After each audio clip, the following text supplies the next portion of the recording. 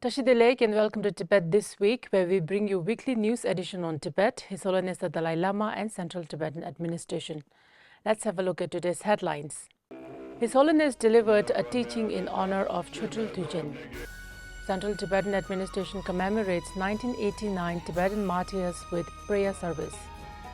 Central Tibetan Administration commemorates 66th Tibetan National Uprising Day with delegations from Estonia and Slovakia. Slovakian and Estonian delegations reaffirmed strong support for Tibet at joint press conference. Fifth Europe Stands with Tibet rally reaffirms global support for Tibetan freedom.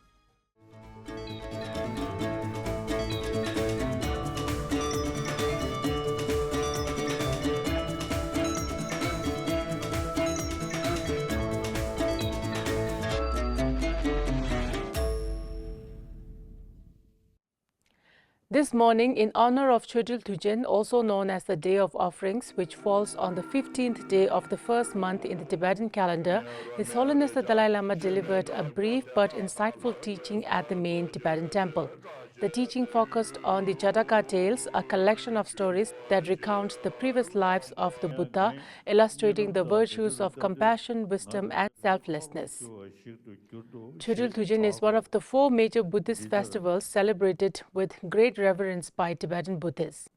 It marks the culmination of the Mölam Chenmo Great Prayer Festival and commemorates the period when the Buddha is believed to have performed a series of miracles to inspire faith in his teachings. On this auspicious day, devotees engage in prayers, make offerings, and participate in religious discourses to deepen their spiritual understanding.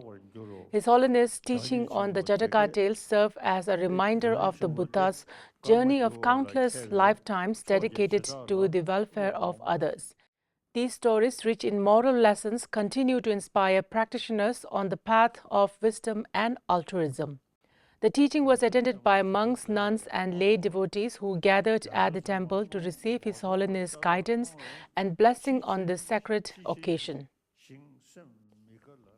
The Central Tibetan Administration held a prayer service on the March 8 to honor Tibetans killed during the 1989 protests against Chinese rule in Tibet.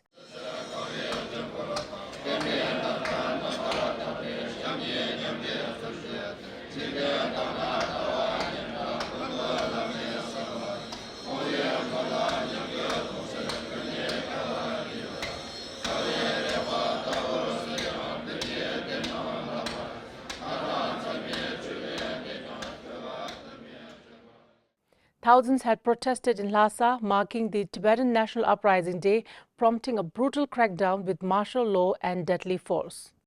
Sigyon Ring, during his address to the gathering, emphasized the resilience of Tibetans in preserving their identity despite increasing restrictions.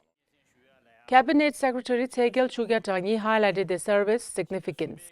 The annual event continues to pay tribute to those who sacrificed for Tibet's cause. The Central Tibetan Administration marked the 66th Tibetan National Uprising Day in Dharamshala with high-level delegations from Estonia and Slovakia this year. The event, led by Sigyon Ring, began with the hoisting of the Tibetan national flag, a moment of silence for Tibetan martyrs, and addresses from Tibetan leaders. Special guest Yuku Kalrate, an Estonian MP, expressed deep solidarity with Tibetans, comparing their struggle to Estonia's own experience under Soviet rule. He emphasized that despite oppression, authoritarian regimes cannot destroy the will for freedom and urged Tibetans to remain committed to their cause. He also called for greater international parliamentary support for Tibet and presented Sikyong with a sweatshirt bearing the message "Will to Protect" as a symbolic gesture of solidarity. Chief guest Andrea Kiska, former president of Slovakia, shared how his support for Tibet began after reading a book by His Holiness the Dalai Lama, which led him to a life of humanitarian work. He recalled inviting His Holiness to Slovakia during his presidency and spoke about the emotional impact of seeing photos of Tibetan self-immolators at the Tibet Museum.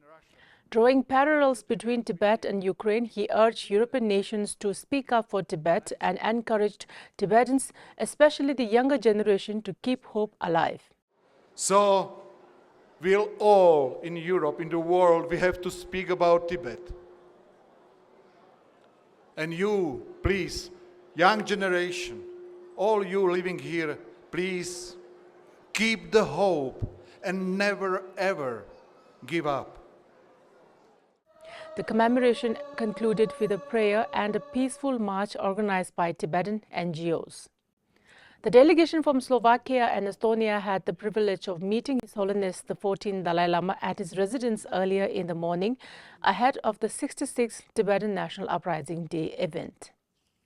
One world, one dream!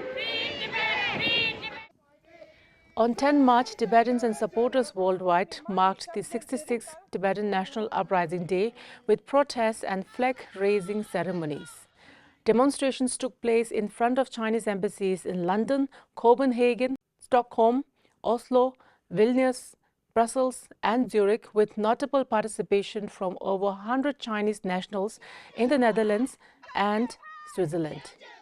Peaceful marches were held in Paris, Tokyo and across Central and Eastern Europe, while cities like Castelli, Belgium, Maribyrnong, Australia, East Rutherford, USA and Saint-Jean-Champernel, France raised the Tibetan national flag in solidarity. The Tibet Information Office also hosted a seminar in Sydney honoring the late Kasur Gelotundub.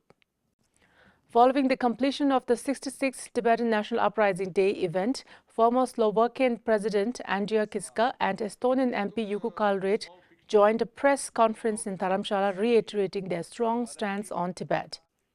MP Reid, a member of Estonian Foreign Affairs Committee, urged the international community to counter China's narrative on Tibet. He criticized the hesitation of the world leaders due to China's One China policy and shared how he regularly receives diplomatic protests from China, which he dismisses as baseless. Of course, there is Tibet and Tibet is occupied, and this is, I think, the main agenda we are repeating in free world, in Europe, and well, but altogether we must be louder. Former President Kiska reaffirmed his deep personal connection with His Holiness the Dalai Lama, recounting how His Holiness' teachings shaped his humanitarian work. He reflected on his emotional visit to the Tibet Museum and the sacrifices Tibetans have made for their freedom. So, as my friend said, we have to speak loudly what's going on. We have to help all world to recognize what's going on. And please, that's my message for all Tibetans, stay true with your values. Compassion, love, empathy, and the world will stay with you. You are not alone. Both leaders called on European nations to take stronger action on Tibet and counter China's suppression of the truth. The press conference concluded with a question and answer session from the local media, where the dignitary reaffirmed their commitment to advocating for Tibet internationally. On Tuesday this week, Estonian delegation met with Speaker Kimbo Sunam Tempel, Deputy Speaker Thomas Rintekang and Standing Committee members of the Tibetan Parliament in exile.